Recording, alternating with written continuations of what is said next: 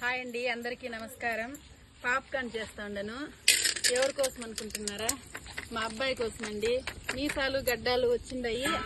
అమ్మ సాయంత్రం 4 అయింది. అమ్మ ఏమన్నా తినేకుంటే ఇస్తావా అని మన సూపర్ బజార్లో అయితే పాప్కార్న్ ప్యాకెట్ ఒకటైతే తెచ్చాడండి మా అబ్బాయి. ముందు జాగ్రత్తగా తెచ్చుకున్నా ఏమో, అది ఈరోజు చేస్తా ఉండను.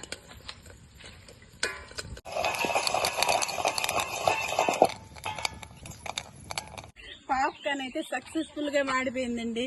చూడండి ఎట్లా మాడిపోయిందో.